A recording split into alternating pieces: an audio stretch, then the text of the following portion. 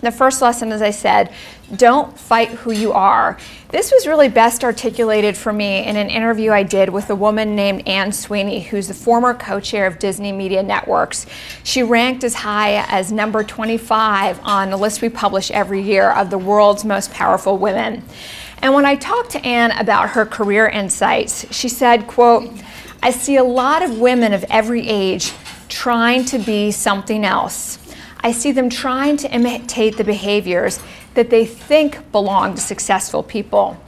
This," she observed, "was the surest path to frustration and ultimately professional stagnation, if not outright failure." Why?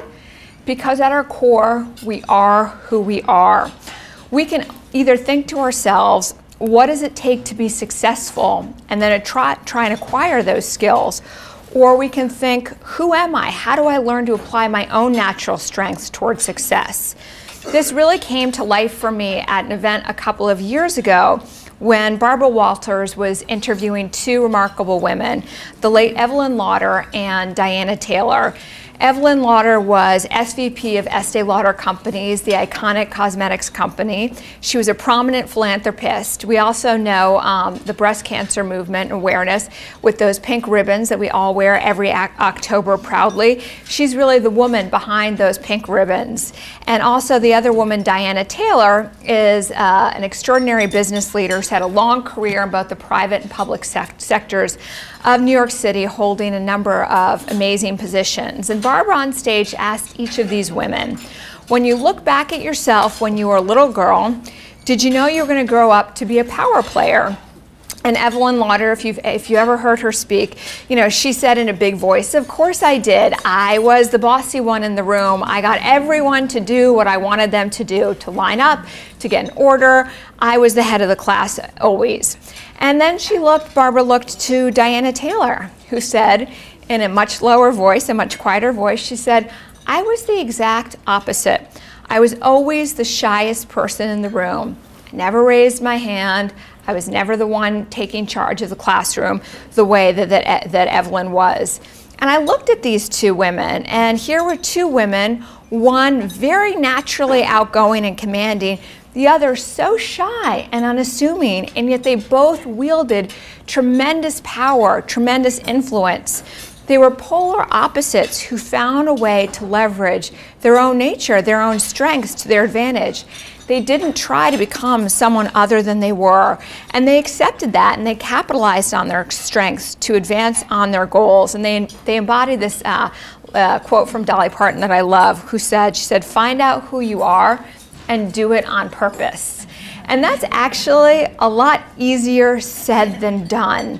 How many of us, when we go to a meeting or we see peers, say, look at ourselves and compare ourselves and say, I'm not this, I'm not that. And we're really judge ourselves, I think, in a very, very tough way. And I think what happens is all too often I see what I call a conflict of the three selves. So what do I mean by that? The first self is who we think we should be, what we think we should do. The second self is how others see us. And the third self is who we are at our core. It's defined by what we want, what makes us fulfilled. It's the one self that we can't help being. And it's that one self that possesses our greatest strengths. But all too often, life plays a shell game with us, and it's hard to sort out which is which. And this was something I struggled with in my career, working in a family business. I'm the fourth generation at Forbes, the only woman in the family business. And when you're in a family business, you so often look at the people before you, the family members before you, as sort of the roadmap of what success looks like. And so to give you perspective of what that was for me, what that was like, I had a grandfather in the business who was this larger-than-life figure, extraordinary figure. He was a great businessman, but he also loved hot air ballooning around the world. He loved sports cars, he loved motorcycles.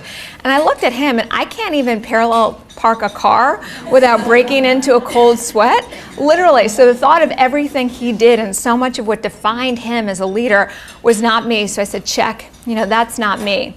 And then I had my father, who was running the business, who was a great economic mind, a financial expert, so savvy in that arena. And I remember in college, Econ 101 was the only class I nearly failed. So I said, you know what? That's not me, check that box off the list. And so for a long time I struggled. How can I be successful when the people who were most successful before me, I looked nothing like, not to mention because I was a woman.